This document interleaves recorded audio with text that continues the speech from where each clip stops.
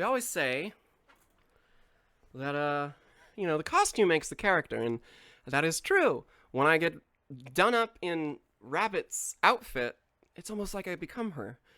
Part of that hour-long process of putting on all the makeup and everything, I slowly become the character, and it becomes more real. And, yeah, like, the hat is a big part of that. Because when you put it on, it's just hard not to grab it like that, and suddenly, there's Rabbit. Do I even need this? I don't need headphones. I guess all I'm listening to is the own quality of my voice, which can be hard to hear, but see how loud I can get. So I want to do something a little different here. Now that I'm channeling Rabbit energy, we're gonna read Alice in Wonderland. All right.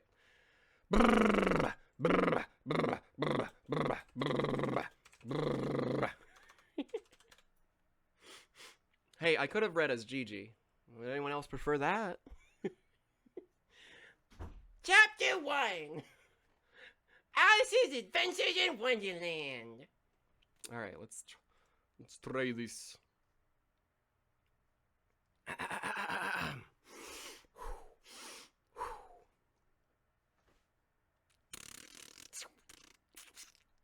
Greetings! Hello, I'm Rabbit the Robot, and I'm here today to read you a little story. Do you guys like Alice in Wonderland? I hope you do, because if you don't, well, you might get the heck out of here, because that's all we're going to be reading today. So, without any further ado, let us start with the first entry into our Rabbit reads Alice in Wonderland. Why am I surrounded by cats? Holy crap! This is terrifying. What are you guys doing to me? Oh, Wigster, thank you for the gift sub to Mel_Adams. I'm sure they appreciate that immensely. Okay, where were we? Right. Alice in Wonderland by Lewis Carroll.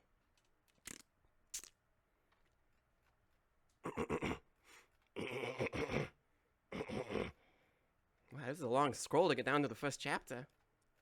It's quite a lot. I'm still scrolling. I still haven't reached the... Here we go.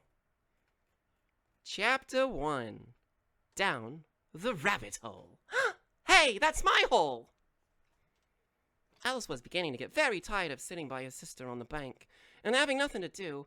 Once or twice she had peeped into the book her sister was reading, but it had no pictures or conversations in it, and those are the most boring of books.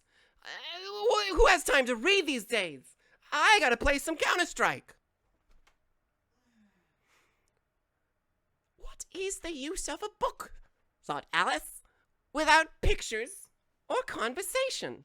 So she was considering in her own mind, as well as she could, for the hot day made her feel very sleepy and stupid. You and me both, sister. I feel sleepy and stupid quite often, every day, exact.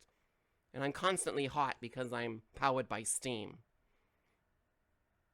Whether the pleasure of making a daisy chain would be worth the trouble of getting up and picking the daisies, when suddenly a white rabbit with pink eyes ran close by her. Making a daisy chain or chasing a rabbit? Both are too much effort. I'm not going to do either. There was nothing so very remarkable in that, nor did Alice think it so very much out of the way to hear the rabbit say to itself, "Oh dear! Oh damn! I shall be late!" When she thought it over afterwards, it occurred to her that she ought to have wondered at this, but at the time it all seemed quite natural. But when the rabbit actually took out a frickin' watch out of its waistcoat pocket and looked at it and then hurried on, Alice started to her feet, for it flashed across her mind that she had never before seen a rabbit with either a waistcoat pocket or a watch to take out of it. And burning with curiosity, she ran across the field after it, and fortunately was just in time to see it pop down into a large rabbit hole under the hedge. It was another moment downwind. Alice, after it, never once considering how in the world she was to get out again. The rabbit hole went straight out like a tunnel for some way and then dipped suddenly down. So suddenly that Alice had not a moment to think about stopping herself before she found herself falling down a deep well. Oh, I've been there, sister. I always fall into a deep well of depression.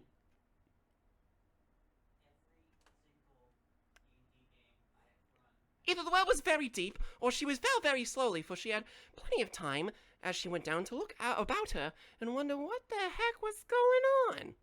First she tried to look down and make out what she was coming to, but it was too dark to see anything.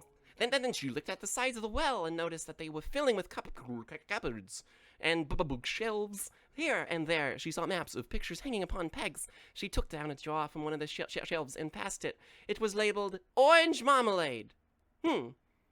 But to her great disappointment, it was empty. Spine forgot to refill the jam, huh? That jackass. Where am I going to spread my... What am I going to spread on the walls if not orange marmalade? Mustard? Yeah, give me that mustard. I'm going to spread that on the walls. Yeah. Just going to spread all that mustard on the walls. They're going to be so proud of me. Spine's going to look at this and he's going to say, "Oh, Rabbit, thank you for spreading all this mustard on the walls. Now I have something to do." All right, then you're welcome, Spine. Here's a mop. Go get to it. I'm going to mop the walls now. Weren't you reading about Alice in Wonderland? Oh, that's right, Spine. You're such a great brother. Reminding me of everything. I'm going to kiss you on the cheek. All right now, get back. I got to get back to work. You get back to work, Spine. I'm going to read a story. Oh, you do that. I'm going to keep mopping the wall like an idiot. All right, now that Spine's doing that, let's see, where were we? She did not like to drop the jar for fear of killing somebody. Oh yeah, don't drop marmalade. You got to be cautious, especially when you're falling down an anti-gravity hole. She managed to put it into one of the cupboards, and she fell past it. Well, thought Alice to herself, after such a fall as this... Sorry. I want to do my Alice voice. Well, thought Alice to herself, after such a fall as this, I shall think nothing of tumbling downstairs. How brave they'll all think me at home.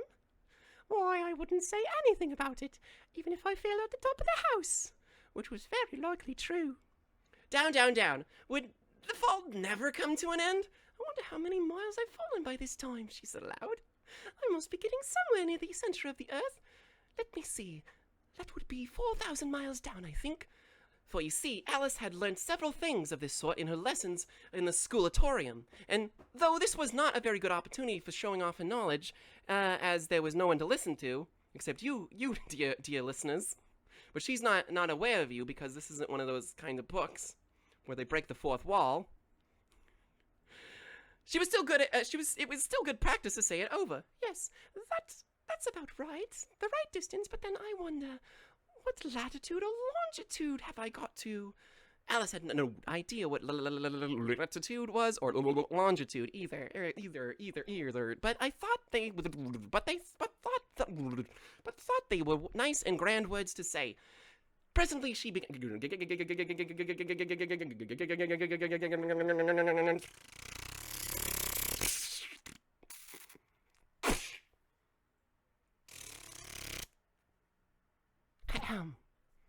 Presently, she.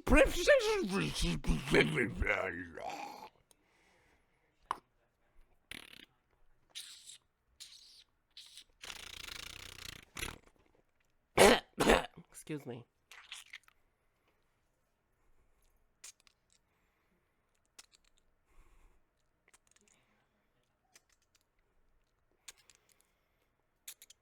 Presently she began again. I wonder if I shall fall right through the earth. How funny it'll seem coming out on the other side. People walk with their heads downward. Wow, she's an idiot. Oh, sorry.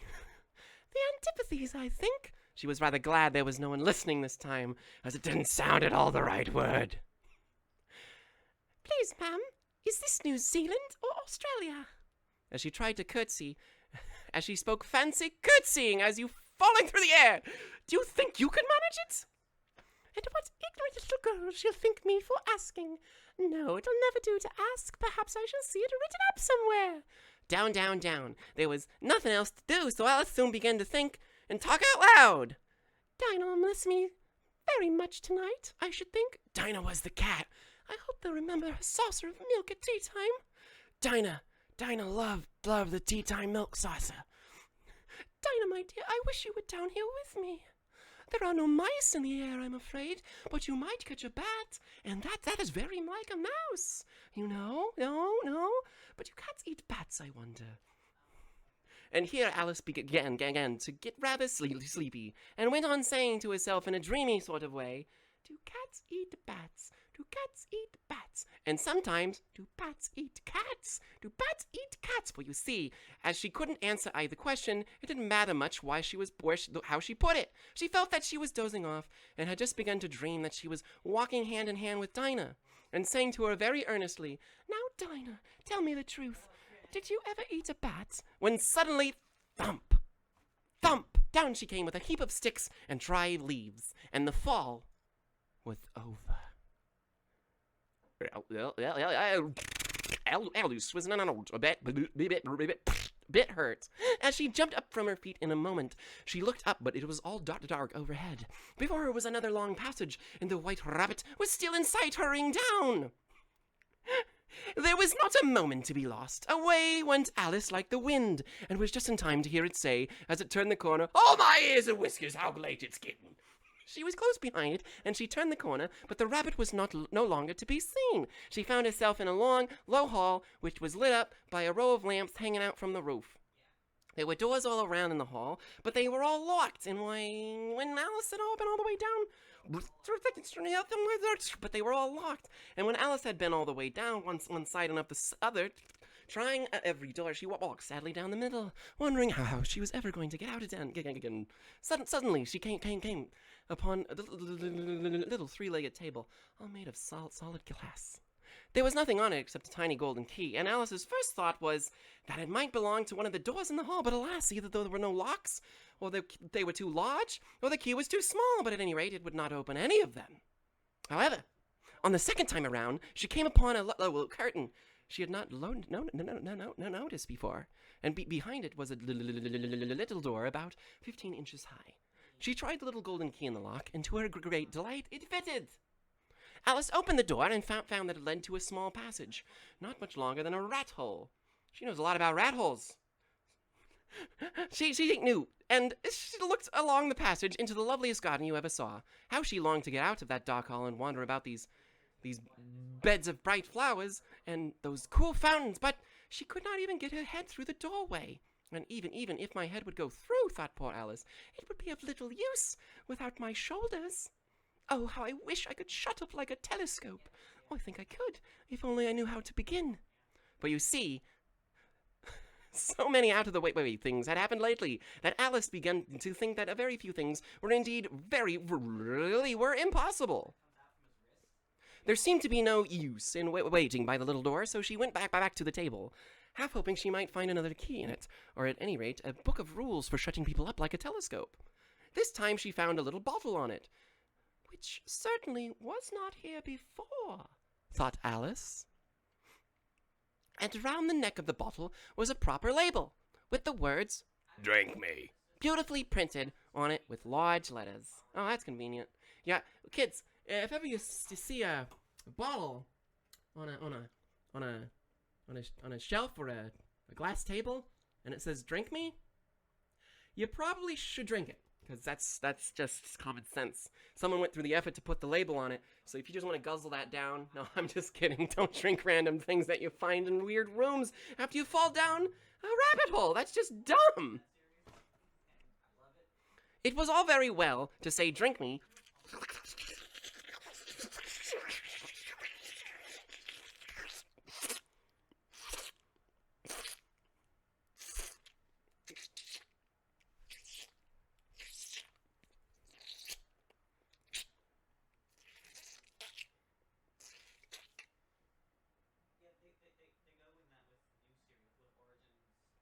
It was all very well to say, "Drink me," but the wise Alice was not going to do that in a hurry. Now I'll look first, she said, and see whether it's marked poison or not. Now that's using her noggin.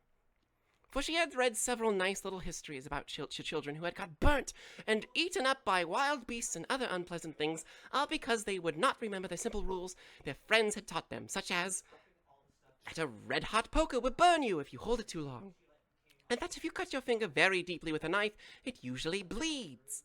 And she had never forgotten about that. If you drink much from a bottle marked poison, it is almost certain to disagree with you, sooner or later. However, the bottle was not marked poison, so Alice ventured to taste it. Alice, how are we going to get through this book?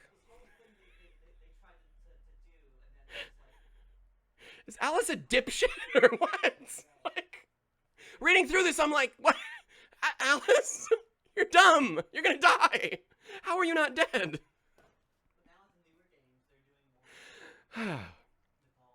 So Alice ventured to taste it, and finding it very nice, it had in fact a sort of mixed flavor of cherry tart, custard, pineapple, roast turkey, toffee, and hot buttered toast. That sounds awful, Alice.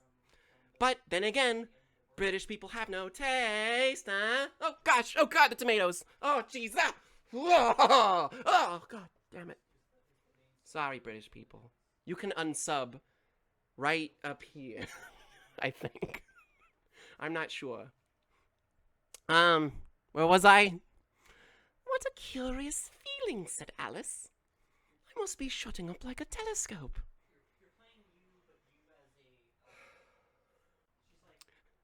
And so it was indeed. She was now only 10 inches high. Boop!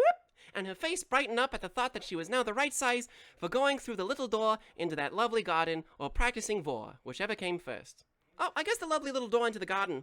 First, however, she waited for a few minutes to see if she was going to shrink any further. She felt a little nervous about this, for it might end, you know, said Alice to herself, in my going out together like a candle. I wonder what I should be like then. And she tried to fancy what the flame of a candle is like after the candle is blown out, for she could not remember having ever seen such a thing, and she suffered from a very, very aggressive case of ADHD. After a while, finding that nothing more happened, she decided on going into the gardens at once. But alas for poor Alice! When she got to the door, she found she had forgotten the little golden key, and when she went back to the table for it, she found she could not possibly reach it. She could see it quite plainly through the glass, and she tried her best to climb up one of the legs of the table. But it was too slippery. And when she had tired herself out with trying, the poor little thing sat down and cried. Come. There's no use crying like that, said Alice to herself, rather sharply. I advise you to leave off this minute. She generally gave herself very good advice, though she very seldom followed it. And sometimes she scolded herself so severely as to bring tears to her eyes. And once she remembered trying to box her own ears for having cheated herself in a game of croquet she was playing against herself. For this curious child was very fond of pretending to be two people. Sounds like someone we know. But it's no use now, thought poor Alice, to pretend to be two people. Why, there's hardly enough of me left to make one respectable person. Soon her eye fell on the little glass box that was lying under the table. She opened it and found it a very small cake, on which the words, "Eat me," were written beautifully marked in currants. Well, I'll eat this, said Alice. And if it makes me grow larger, I can reach the key. And if it makes me grow smaller, I can creep under the door. So either way, I'll get into the garden, and I don't care which happens. Or you might die, Alice. She ate a little bit and said to herself, which way? Which way? Holding her hand on the top of her head to feel which way it was growing.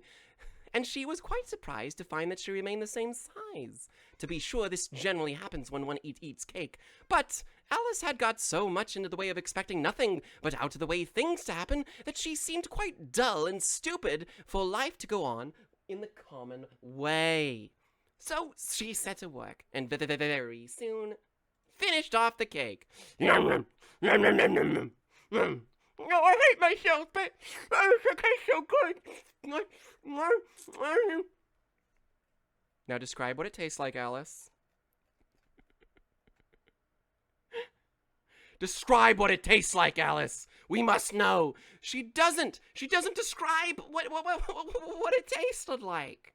And that was chapter 1 of Alice in Wonderland. If you'd like chapter 2, well, you know, tell me that you like this, and maybe I'll be back.